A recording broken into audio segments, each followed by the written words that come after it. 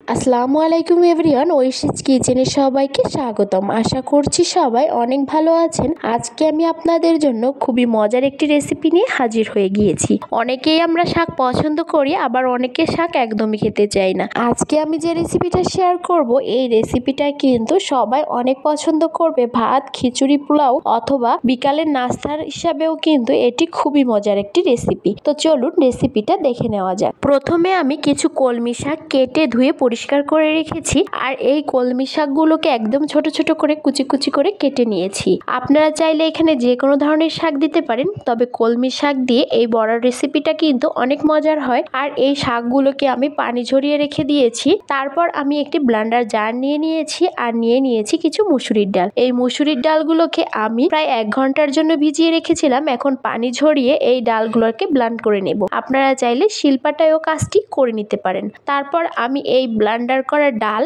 আর শাক একসাথে নিয়ে নিচ্ছি, আর এর মধ্যেই দিয়ে দিচ্ছি কিছু পেঁয়াজ কুচি। পেঁয়াজের পরিমাণটা একটু বেশি রাখবেন, তাহলে কিন্তু এই বড়ার রেসিপিটা অনেক মজার হয়। এখন আমি দিয়ে দিচ্ছি কিছু মরিচের কুচি। আপনারা চাইলে কিন্তু কম বেশি করে ঝালের পরিমাণটা রাখতে পারেন। দিয়ে দিলাম একটু রসুন বাটা, একটু আদা বাটা এবং একটু জিরা বাটা, আর দিয়ে দিচ্ছি পরিমাণ মতো লবণ। পরিমাণ মতো লবণ দিয়ে এখন আমি দিয়ে দিচ্ছি একটু হলুদের গুঁড়ো এবং একটু শুকনো মরিচের গুঁড়ো।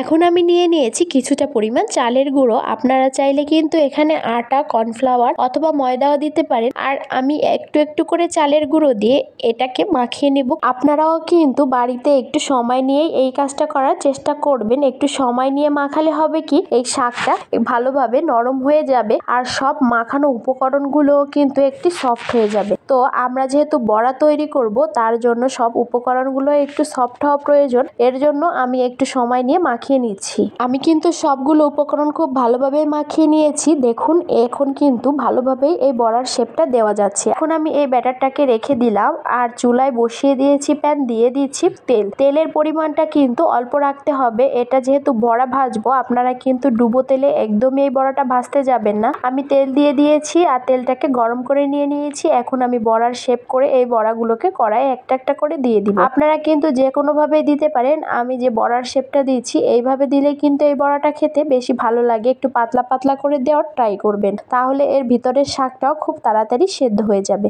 এখন আমি কড়াইয়ে একটা একটা করে বড়া দিয়ে দিচ্ছি, আর এই বড়াগুলোকে আমি একদম মিডিয়াম লো ফ্লেমে রেখে ভেজে নিব। প্রথমে একটু চুলাটা হাই হিটে রেখে তারপরে কিন্তু একদম লো ফ্লেমে রেখে এই বড়াগুলোকে ভেজে নিতে হবে। তাহলে কিন্তু এই বড়াটার ভিতরের শাকগুলো খুব ভালোভাবে সেদ্ধ হয়ে যাবে। আমি সবগুলো বড়া কিন্তু দিয়ে দিয়েছি।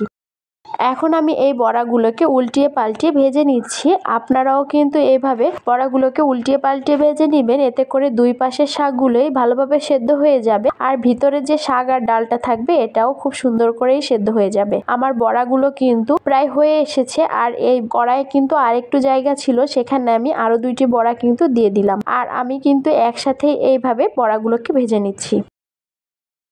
এই রেসিপিটা কিন্তু খুব ঝটপটই করা যায়, আর খেতেও অসম্ভব মজা। বিকেলে নাস্তা হিসেবে, অথবা অনেক বাচ্চা কাচ্চা আছে যারা কিন্তু শাক একদমই পছন্দ করে না, তাদেরকে এইভাবে বানিয়ে দিলে কিন্তু টুকটুক করে সবগুলো খেয়ে নিবে। তো আমার কিন্তু সবগুলোই বড়া তৈরি হয়ে গিয়েছে, আর গরম গরম এগুলোকে আমি ভাতের সাথেই আজকে পরিবেশন করব। আপনারা চাইলে সন্ধ্যায় চায়ের সাথে বা যে কোনো কিছুর সাথেই কিন্তু এই বড়াটা খেতে পারেন। আর একবার খেলেই কিন্তু আপনারা এটার প্রেমে পড়ে যাবেন। তো অবশ্যই বাসায় একবার হলেও ট্রাই করবেন বাসায়। আর আজকের এই সহজ রেসিপিটা যদি আপনাদের ভালো লেগে থাকে, তাহলে অবশ্যই আমার চ্যানেলটা সাবস্ক্রাইব করে লাইক, কমেন্ট, শেয়ার করে দিতে পারেন।